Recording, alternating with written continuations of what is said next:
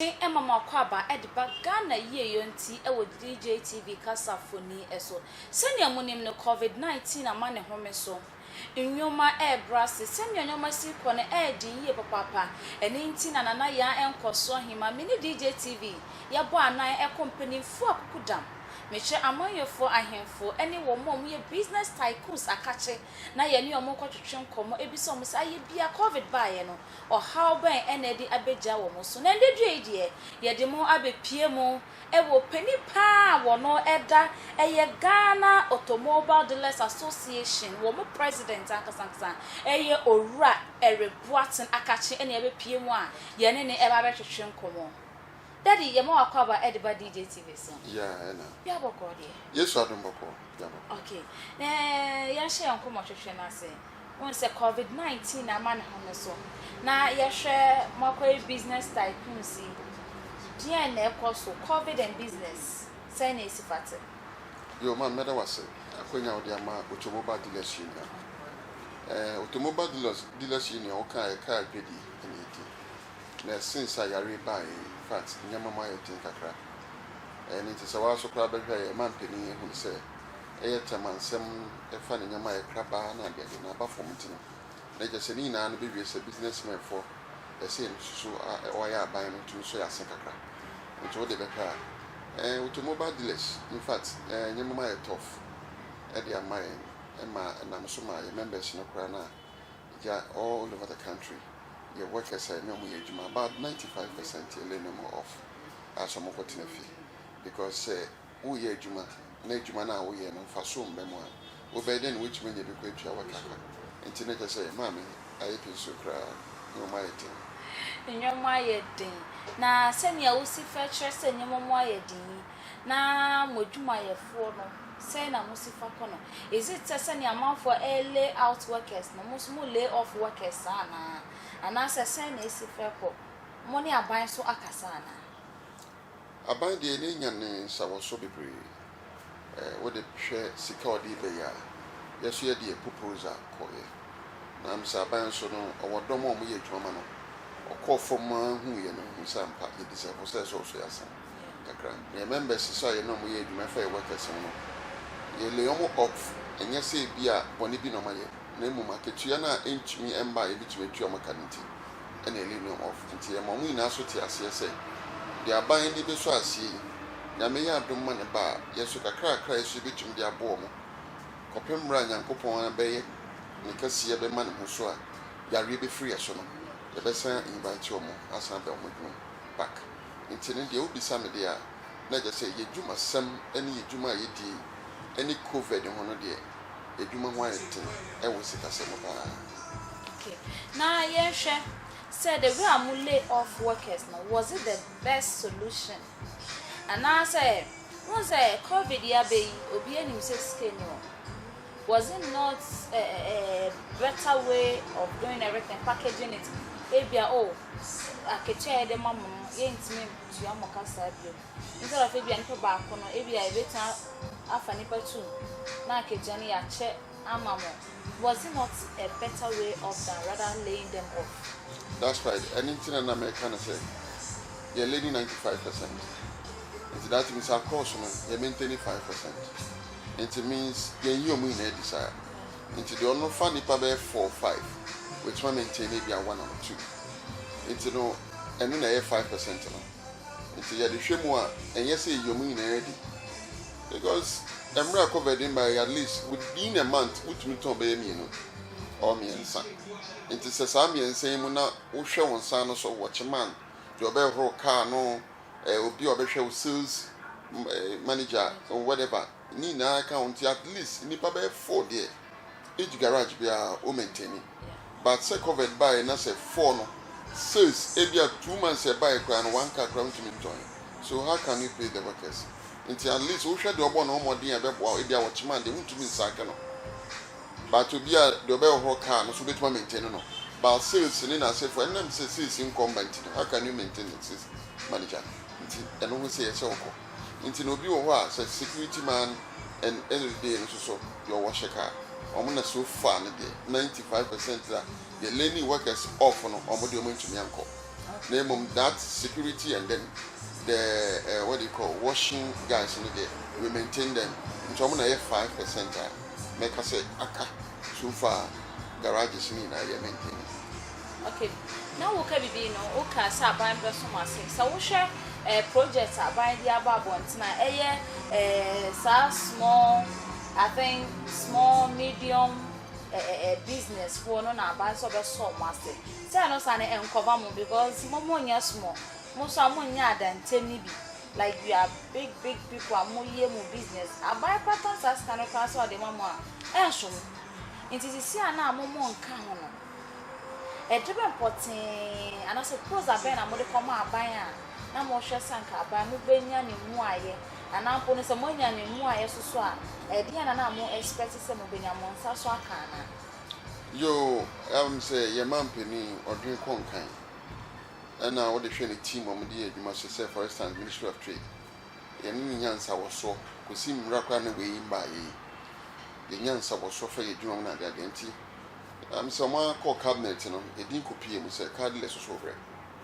and na credit adno so ye de be bo won mo adwuma ba from a ye na ye Ghana for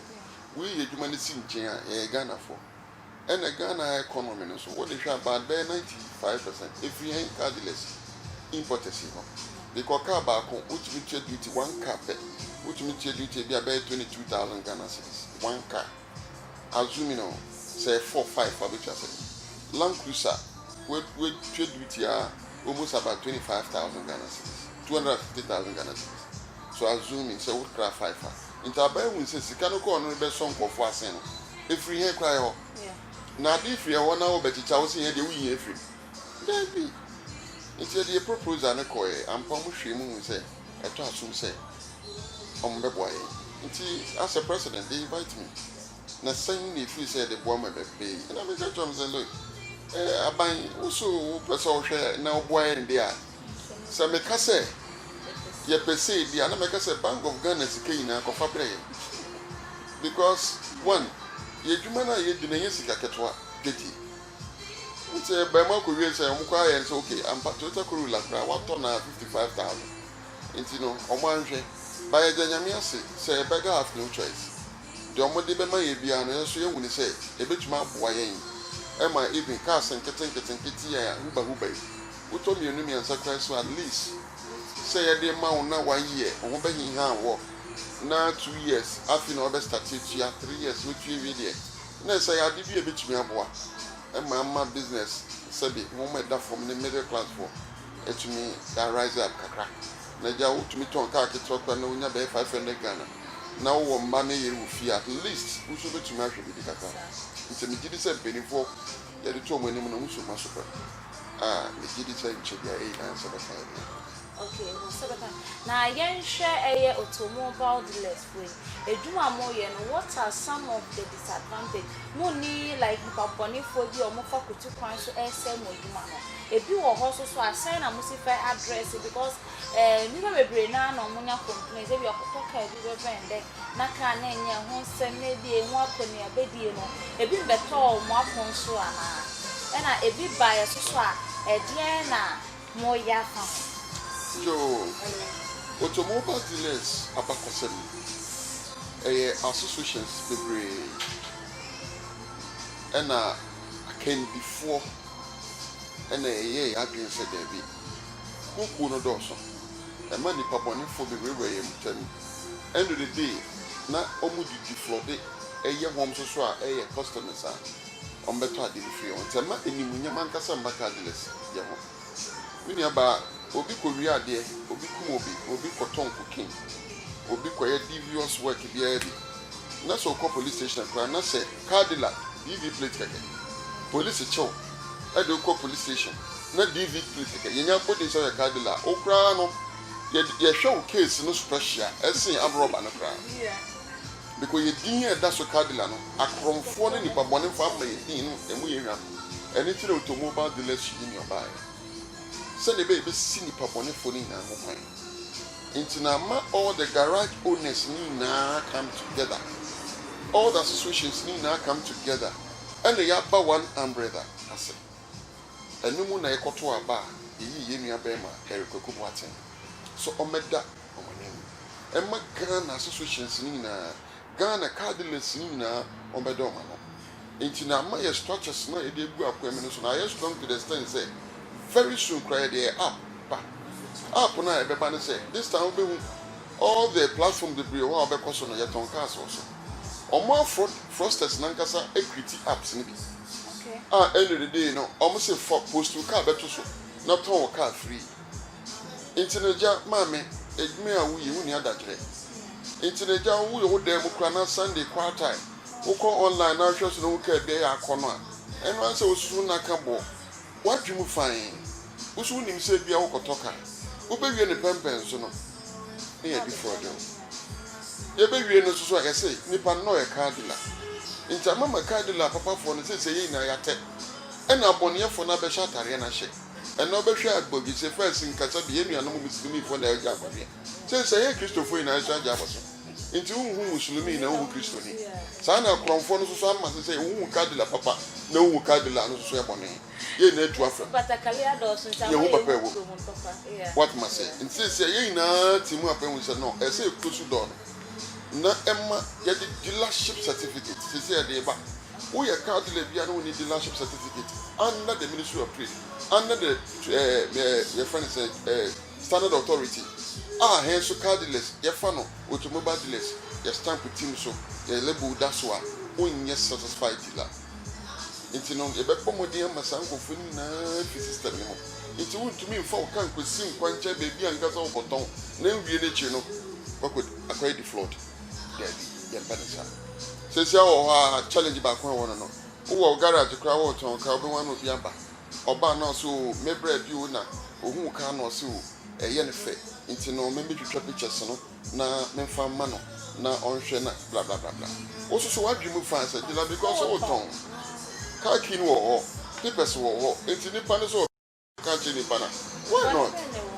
o twetwa ni na awia enam so mo san crofo na creative platform bi nso either Facebook no de akoto Instagram no de akoto owia no de ni bibia to so other platforms aba me to me body and the proper platform obeko so bi suppose o dey ma e ho na se o mi na di agronoko enti wono a we dealer na obetwitwa aka akoye no wo wa na waba adan a ne bra na obetwa aka na so opeka na enti onam kwan so ba na emom ka na me de bo kakra to so enti no ba memma ohun se ka na wo na wo de ama me no me de bia ka enti oba wo de jama me na me ndi ni na so adwum fine enti no munya ni wie suspect bi ma ka cho se ena ye ba na watechi nipa na shaka mu no motuka na ko omukọ wo be hu ababe our time na nipa na ono ne ne ba be hwe ka no ono nko aba oba o se okuta kaki okuta papers adan aka no okutu aka maka wu na enti no ba be fa na ka cases be breed de bia e ko police headquarters me kasa kwa your case be 10 reporter your members akwai hawa mai enti ni na ye challenges ya green say union ye be sisa kwa ya na ya ma public na say opeka to a go to this particular platform na ko to ka wonya asem a enye de come to us ye be nkwan ye no be fa so a usika kro no sabeka usika ni pa bone fo so ye benya acho no enti ma me ene ne ya ha kwa ha ye okay sisa platform ma ye wie ye gusu a ye build app no okay yenya sa app ni ya so far as a media for union no eni ho amusumu ni ho mo we media so adax so enti ye ina ebetimu abedu e be ka chemo na ye ina hwe kwan e be fa so aton e ba public no se wo kwa pe ka to abetima boso no akoto and then mun senior kwaji abo afon craft e ba bi no ahwefo mo mayen kwaji abo afon craft so embra e ba to an ko twetwe so kwa ba sisi ya woman Omani ya mama yenyi baby ako wachata ya wareni wonsom wanyinyi pa asade pa ofioye demo yembera ye ebe ya ifina Omani ya woman Omani ya mama adi waya no ra nyamichata yemana renya One song, aba bio se mo je penny e twen ma e ko twa ye ho sia wa bi kwaji abo afọ nkrato mama yem so yen ko mo twetwe ne so alright esa mo akwa wa bi Yeah, nah, mama. yo yem so yen ko mo twetwe no so wo hwa Unipass any GC net dwumadi a e koso e wo port ho no or how ben and answer so one ben and the dey jam mo so Mama, sasemi de ano tin kakra. Na baye kendini amede ko medana na. Ebe ya se wakra wo nyoma cars. Na obese demolish ebe cho. yeah Na obedu ye de wabo sike na no se bukutu duty. Na fi duty ntuemo no. Problem aba port say ye nuanom GC net for. Omo mo edwantia dada. Omo edwumanum dada. Okay. Sabe akoba sesesi ano mu jaye edwuman mu e de ama ye nuanom Unipack for. Omo de afi no maba. Na sabe enuanom mienu mu kontokwa ni ame won chensum konya amane sen. Na bebi edu no ehia se sabe empenifo de omuna bisi wo. Because ebe ya se enyema ba ye support ya me maye madde se metwa ne duty. Na samwa ban na mo fa nkofo mienu na o. Ye leme. Na sa issues aba mo mienu ntemu a ade na demolish ebe cheme. Nti now no se me kwa ekoyi me car. Anam se nuanom mienu na ban gina mfimfin so mo mienu na omo nti omo ho asi. Me cars na esi wo no o pa kire me se mo so to mo problem ni wi a demolish so encheme. Na yesre ni diem impeni function of resolve matter once and for all because anyesa ye na ye Ghana for ye cardless no yesuku sam na nye ye ditum sa so no mahu ni santi no mo fa ye kwakwade a ye ka kire no nti ye nkokot na emum de enima ni demonstration ne empese ye be ma na du wo so because ye na Ghana for minim se me penifo de baby edu no omeso mesupam no ma hwekon e be fa so asad GC net for any Unipack for issue no ye be resolve so mo be resolve so de a ene sa demolish na e wo port no a de bia ekum ye no omehwe no makate sakat ne fro no mo de shipping line for no akasa because enye hen ene ma sa problem e ba ye eye mo GC net for any Unipack for a problem and a buying fee say be a GC net for no eduma no say enso ani so whatever or your mountain masem internal issue and in chese yen ya won layman so a businessman no ade mu popek ye for say covid abeji eduma ya boso kakra so akaso so ye de boy en wadwa akra nyama ba so a enuanum mienu mu kontokwa kakra kuta so fa mo be say nsusu ide to defiance just sisi a ni amenti ase ne se akoba sa covid aba eku oman ni ye papa ma oman ni nyomo ni na akechire nyomo sensen wie mu a na bebre na mo plan ma fi 2020 but covid aba se no na covid so abai na mepo de ye hwe ne se sisi a ebi mu pekus ni bi kwa abon because eduma ni wo say na we see can say more lay off some of the workers now. Imagine so obi so you gonna say be anya car e be obi ni goods a oton e wo stores e be a companies now say goods akoka port for because of side Unipack any GC net won semi na nipa ni adwuma so be sensen ho a like ont me ton ade e mo no so enye sike bi entia ne workers anampo no be di no eno na akọba asam na muni mpenimfo nhia efa asasa ne ho anase mpenimfo be kasa so tonento aso san komo ye ne mpenimfo even the deputy commissioner of customs of friend sensema be na sa be ne musu na yesoso no as car dealers na ye crackers importers no yeso ye wo meeting bia na ye koso enti me catch ne say ye be get back to you but nkomo egusu a e koso but me gidi say anom baba ye ba e masondue den e ba eni ntino ne esre say omo momode anhwe no mo resolve da matter no na he mom de say eyade asanka sabe eye demology nsam po enchien a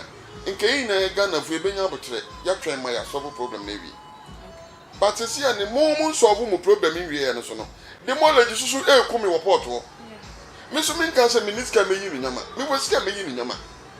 ba na sense say mbu me sika me yi nyama so no na enure de mu mienu mo so mo nku wi e nti no me nyama so nka ho na me de medidi na me ne mbe susu ma hwe mo na ma bo me man susu aka ho nti ma me e hawo kase nkomo no e koso de ba na me gidi say say nuanom miensa yi 1 aban gina fifi 2 jinsi net 4 ene ye nuanom unipark fui aban kase mufa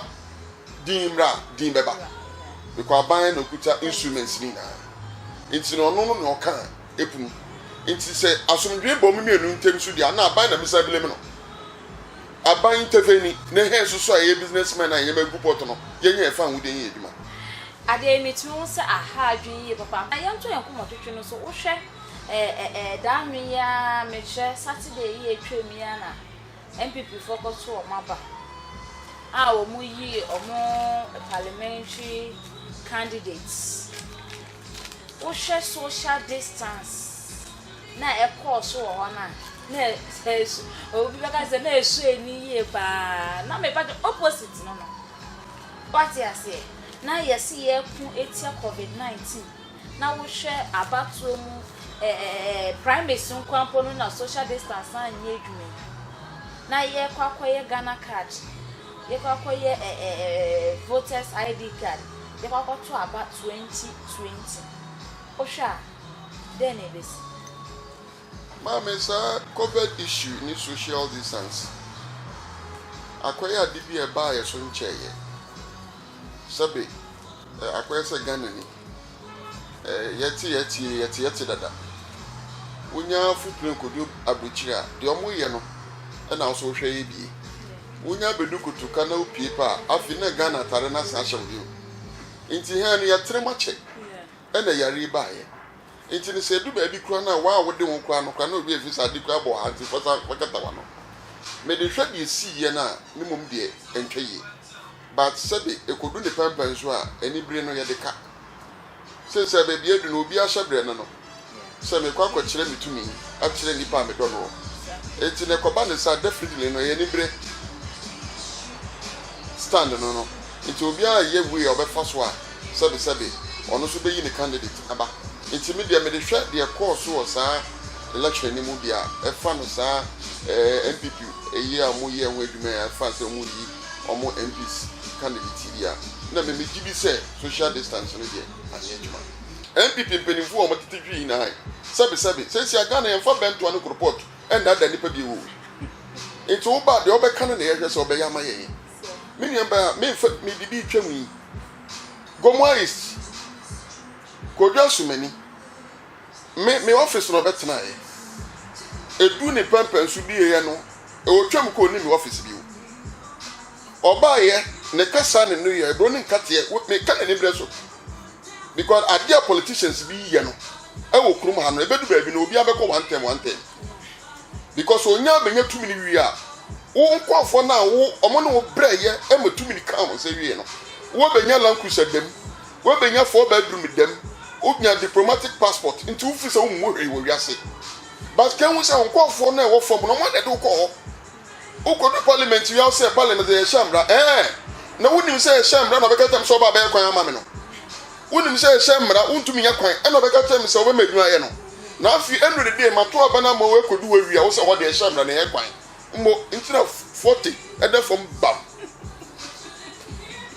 Enkomono ayede papa onyadofo ugu so ehwe Ghana ye yonti senia utidin no Ghana ni ye yonti enti na de se dwumadie stronko dwumadie won so ede egu akwemu na mo sonfo na yanko so ma mesuma tinemu na me ne abedwafo apense nsem no mo ayede